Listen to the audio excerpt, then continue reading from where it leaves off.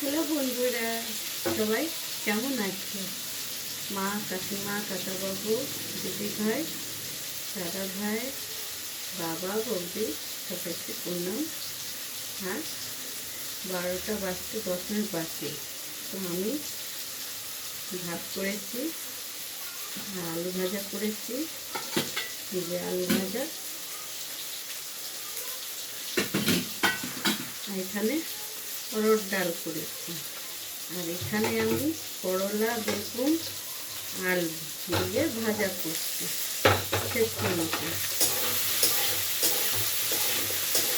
পূজা রান্না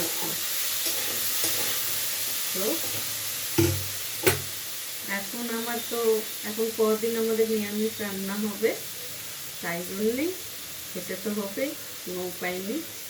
তো আমি রান্নাগুলো করছি। হাজব্যান্ড 12:30টার সময় চলে আসবেন। আজকে আমি দেখুন কানে দুল পরেছি, কালকে হাতে শাঁখা পরেছি। এই দেখুন শাঁখাটা আমার রেখেছি, একটা বেড়ে গেছে, একটা আছে। তো আমার দিদি ভাই কলকাতায় গেছিলো, তো এনে দিয়েছিলো, 1 বছর হয়ে গেছে। তো শাঁখাটা বার করে কালকে পরেছি। আজকে আমি যাবো ভোগ খেতে, সন্ধে দিয়ে দেবো, তারপরে আমি যাবো, আমার হাজব্যান্ড এসে যাবে, তারপরে দিদি ভাই সঙ্গে আমি বেরোবো বাচ্চাদেরকে নিয়ে।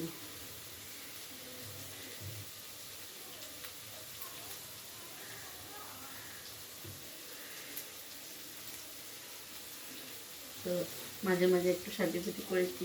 আজকে একটা টিপ পরেছি, দেখতে পাচ্ছেন আমার জানলাটা খোলা আছে, তাই জন্য দেখো কপালে একটা টিপ পরেছি। আজকে সেজে আছি।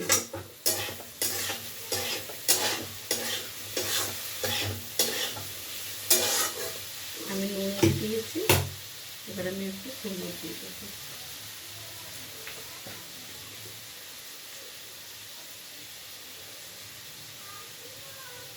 হলুদ দিয়ে দিলাম 1.5 চামচ।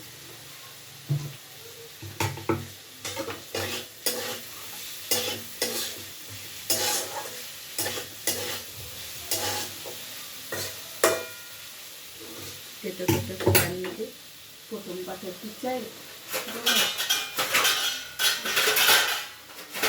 করতেই হবে। এটা এবার করবো আমি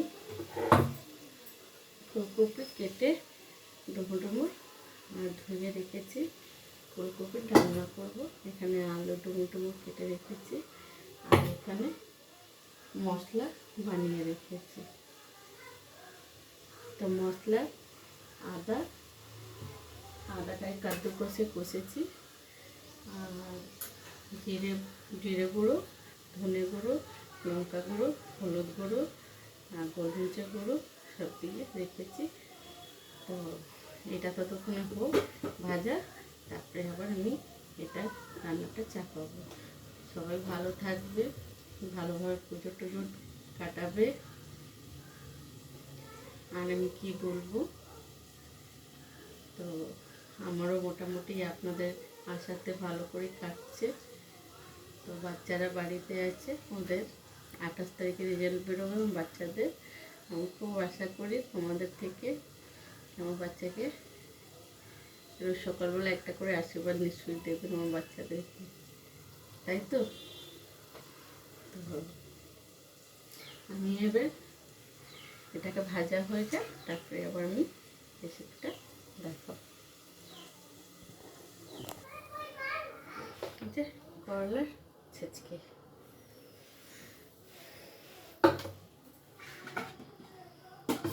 সব রকম গরমই রান্না হচ্ছে।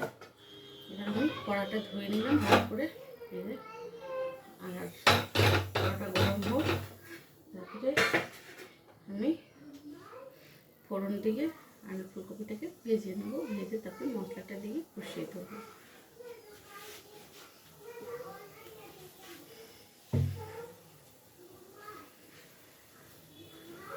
আপনাদের বাড়ি রান্না হয়ে গেছে? আমার তো এখন হচ্ছে। বাচ্চাদের সকালবেলায় ম্যাগি বানিয়ে দিয়েছি আজকে জলখাবারে, আর হাজব্যান্ডের আমার তো খাওয়া দিকে ঝোঁক থাকে না, বাচ্চা তো, বাচ্চাদেরকে তো কিছু দিতেই হবে। তাই জন্য কালকে রবিবার ছিল, তো রবিবার দিন আলু ছেঁচকি, আলু লুচি আর মিষ্টি বাড়িতে ছিল, ওই দিয়ে দিলাম, হয়ে গেল খাওয়া। তেলটা থেকে পুড়িয়ে গেছে, এবার বড় ডিব্বা থেকে ট্রান্সফার করে ঢুকবো পরে।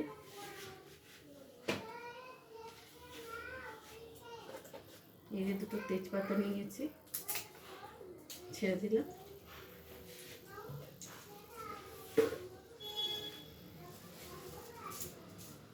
জিরে নিলাম,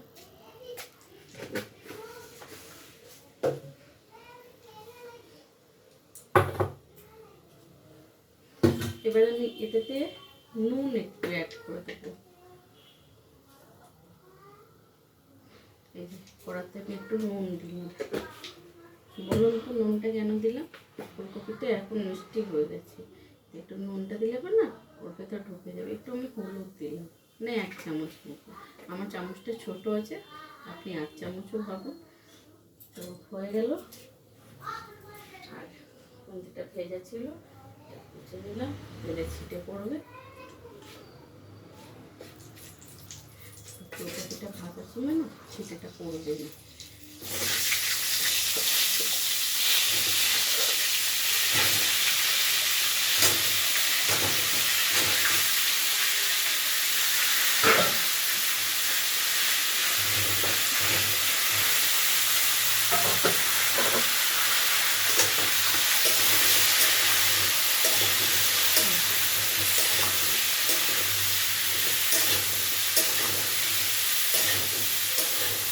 মশলাতে হলুদ দিয়েছিল, তার শুধু নিজেকে হলুদ একটু নুন দিয়ে দিলে কালারটা ভালো হয়ে যাবে। আমার বড় ছেলে ফুলকপি, বাঁধাকপি খুব আর প্রিয় খাওয়া হচ্ছে। এতে না কিছু তুমি মাছ মাংস দাও, এটা একটু ভালো করে মানিয়ে দাও ফুলকপি রান্নাটা, তো খুব সুন্দর করে একটু করতে নিতে, আর কিছু লাগবে না। আমার বাবা কালকে বাজার থেকে ফুলকপি, বাঁধাকপি এবং এনেছে। এখন তো আর তরকারি কী খাবো নিরামিষ খেতে, এখন তো এসব তরকারি তো ওষুধ খেলে ভালো লাগবে না। আমি বারণ করেছিলাম আনতে, উনি আনেননি। আর ফুলকপি আর বাঁধাকপি ফ্রেঞ্চবিন এনেছে, তো ফ্রেঞ্চবিনটা তো পেঁয়াজ রসুন নিলে ভালো লাগে না, তাই জন্য কাজে ফুলকপি করলে কালকে আবার হয়তো বাঁধাকপি করবো। কাল আবার মঙ্গলবার, তো কালকে নিরামিষ, এখন নিরামিষে এখন কদিন আমাদের চলতে হবে। ঠাকুরের আগে আমরা চলি না, ঠাকুরই আগে, ঠাকুর আমাদের ওনাদেরই আশাতে আমরা চলছি, সবাই চলি, বুঝতো।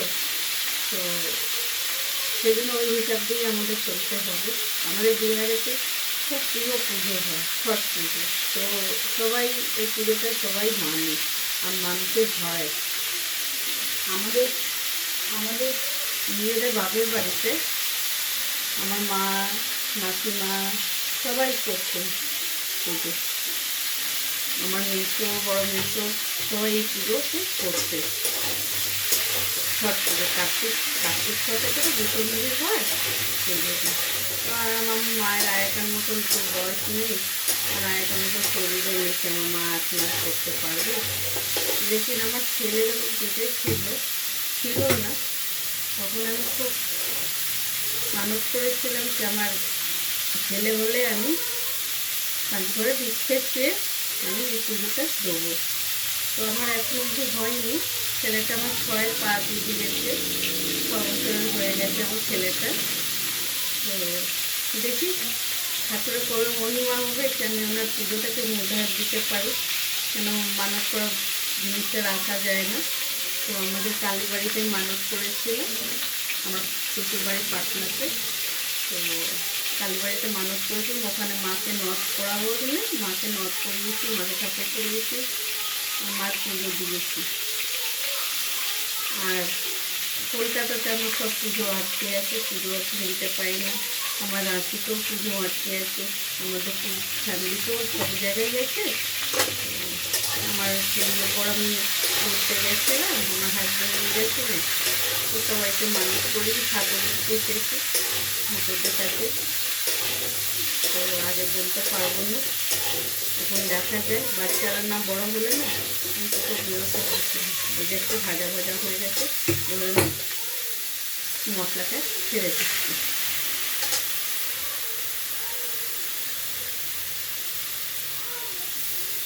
মশলা ছেড়ে দিলাম, এবার আমি নুনটা দিয়ে দিই।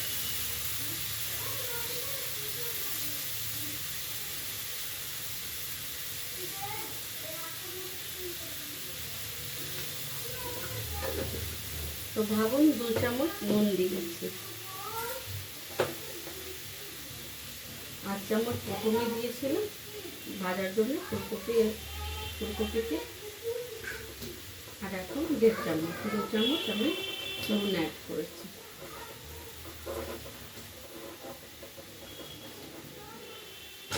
এই যে টমেটোগুলো আমি কেটে ছোট ছোট করে দিয়ে দিচ্ছি। যদি নিজের হাজব্যান্ড খেতে দিয়ে দিতে পারি তাহলে খুবই কপাল ভালো। এটাকে আমি কষিয়ে দিই।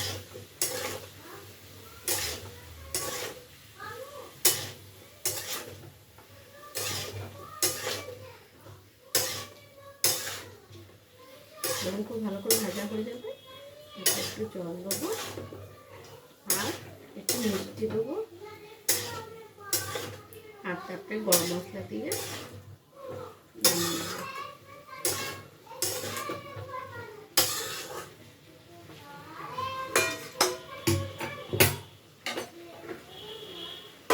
ঢাকা দিয়ে দেব। ভিডিওটা যদি ভালো লাগে লাইক করবেন, শেয়ার করবেন আর ফলো করতে বলবেন না, নিশ্চয়ই করবেন।